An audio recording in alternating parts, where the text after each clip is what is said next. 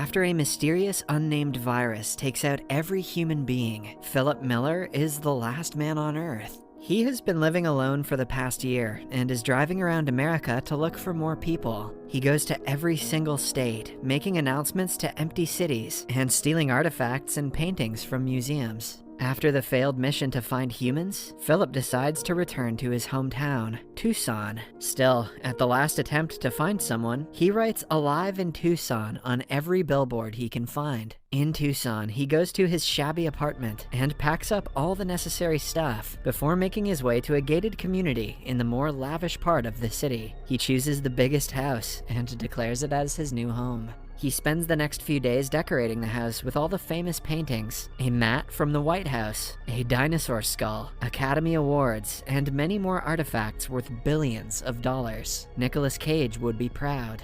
Every day before going to sleep, Philip makes sure to apologize to God for masturbating so much and wishes that he sees the face of at least one woman before his death. Thankfully, there are still a plethora of cars that he can use to drive around. He goes to the grocery store in his underwear and breaks in using a gun. In only a year, he has completely forgotten basic decency, now that he has no one to impress. He also does everything that was just an impulsive thought before the virus, like destroying the pile of cans in the store and bringing hundreds of adult films home. To pass time, he plays racquetball with himself, uses lamps and aquariums as bowling pins, and crashes cars into each other. The chaos makes him feel a hint of adrenaline and helps him cope with the loneliness. After about a month, he starts to lose his sense of sanity. Moreover, being alone on his birthday reminds him of everything he failed to appreciate when life was normal. He misses his mother, his life, and humans in general.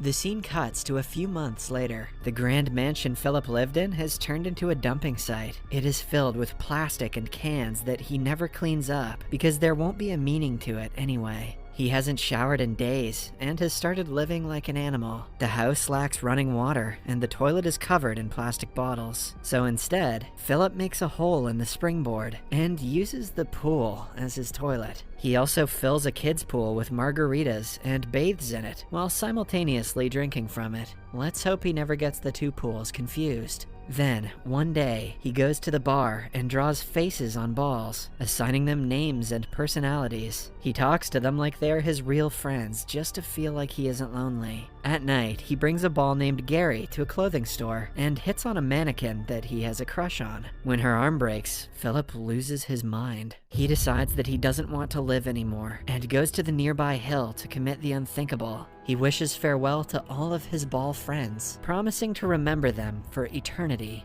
Then, he gets inside his car and drives towards the hill at full speed. Suddenly, he sees smoke rising far away and stops the car seconds before it crashes. Philip can almost not believe his eyes. He immediately follows the smoke and reaches a trailer that is clearly inhabited by a person. Then, he notices something he had been begging to see for the past year. Someone has left their bra to dry in the sun. Philip smells it and is so overwhelmed that he falls unconscious. When he wakes up, he sees a beautiful girl holding him in her lap. She seductively promises to fulfill his wishes and kisses him. Philip is enjoying the kiss before he wakes up and realizes he was dreaming. The girl in front of him is less attractive and older. She is performing CPR on him to bring him back. They pull away from each other, weirded out upon seeing another human after so long. Philip asks her where the beautiful woman is, until she points out he should be worried about his wet underpants instead. It turns out that he peed himself when he was unconscious. Even in a situation like this, Philip claims that he was swimming from the front side earlier, which is why his underpants are wet. He aggressively starts explaining that he did not pee himself, which makes the girl panic. She brings out a gun, asking him to stay away. Philip finally admits that he did in fact pee and is embarrassed. After both of them calm down, they introduce themselves. The girl's name is Carol. She used to be an analyst before the virus and has been wandering around America after everyone died. She saw the Alive in Tucson sign and came here to see if she really is the last person alive. Although Philip had been dying to meet a woman, he isn't very excited to see Carol. She repeatedly corrects his grammar, doesn't understand his jokes, and keeps talking about irrelevant things. After talking for a while, they decide to drive to the grocery store. On the way, Carol complains about him crossing the stop sign. Despite Philip arguing that there is no traffic, she remains adamant that they have to follow the rules, or else they will start living like animals. To make her feel better, he stops at a sign and looks to both sides, confirming that no one is crossing the road. Her nagging doesn't stop when they reach the grocery store, and Philip parks in the handicap spot. They get into their fifth argument of the day, with Philip insisting that this imaginary handicapped person has a lot of space to park his car. When Carol still urges him to park somewhere else, he runs the vehicle straight into the store.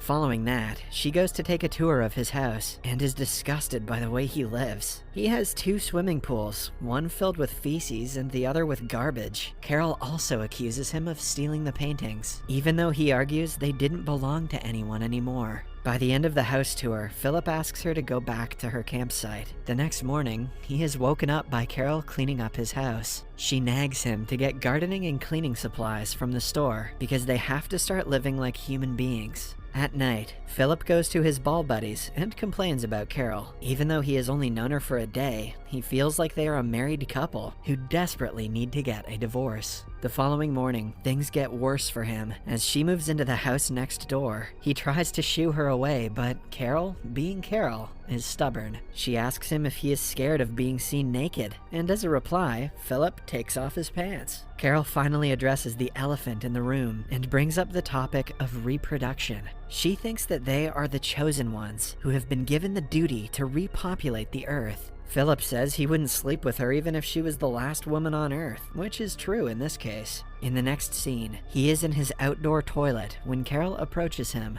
She wants him to find a way to get running water to their house. That way, they can grow tomatoes and other fruits. When he refuses to help, she tries to bribe him with fresh tomatoes, but he doesn't care. She should know better than to try bribing a guy who poops off a diving board.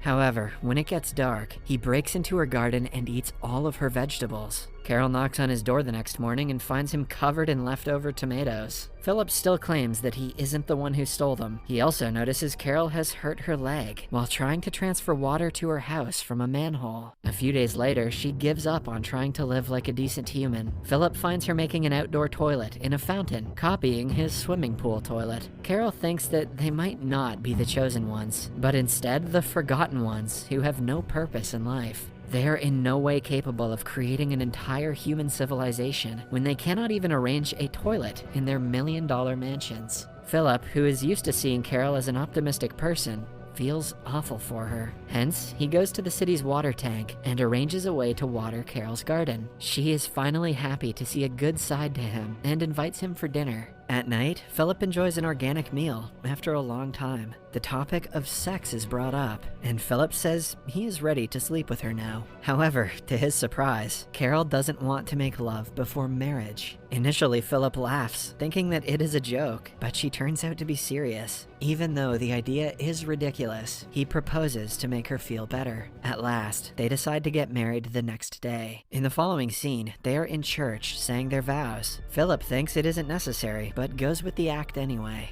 When they step out of the church, they are welcomed by a crowd of guests. Philip realizes he has made a mistake and screams. Then, he wakes up on his bed, thankful that it was only a dream. He even has to check out the window to ensure that most of the world is still dead. A while later, Carol comes to his house with food. She thinks they should elect the President of the United States by voting. It is useless, but Philip elects himself and becomes the president unanimously. Then, the two enjoy spaghetti and raisin balls, which Carol thinks is a good alternative to meatballs. Following that, the day of the wedding finally comes. Carol prepares the decorations and cake, while Philip is tasked to get rings for them. However, instead of getting the rings, he throws a bachelorette party for his ball buddies, setting fire to random things in a parking lot. He even goes to say goodbye to the mannequin, telling her that she will always remain the love of his life. At the end of the day, he goes to the church, where Carol has prepared a recording that will officiate their wedding. After brief vows, it is finally time to exchange rings. This is when Carol discovers that he didn't get them. She realizes she is the only one putting effort and calls off the wedding. Later, Philip knocks on her door, trying to talk to her, but she doesn't reply. Hence, he breaks down the front door with a hammer and enters the house. To his surprise, she has actually put in an effort to decorate it. She has even prepared a cake for them with his statue on top. Philip feels awful about what he did and apologizes to her. He also reveals that he doesn't really like her personality or the food she cooks, but even so, he is glad that she exists, because without her, he would not be alive right now. With that being said, Philip brings her out to do something special. In the following scene, they go to a jewelry shop, where Carol gets all the rings she wants. They finally officiate the wedding and are declared husband and wife. At night, the two make love, but the experience is not how Philip thought it would be. Carol cannot stop talking throughout the night, making strange remarks that she thinks are hot. The next morning, she finds him playing racquetball in his home. Philip thinks she is going to nag him again, but to his surprise, she joins him in the game. They enjoy the rest of the day doing things like Philip normally does. They make fireproof suits and set each other on fire, run a bulldozer over beer cans, and go to meet Philip's ex-girlfriend,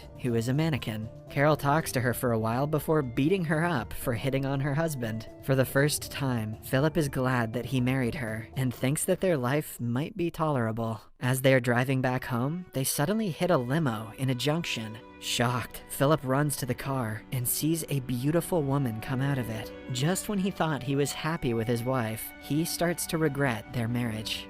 To know what happens to them next, watch the second part on our new channel, Series Recapped.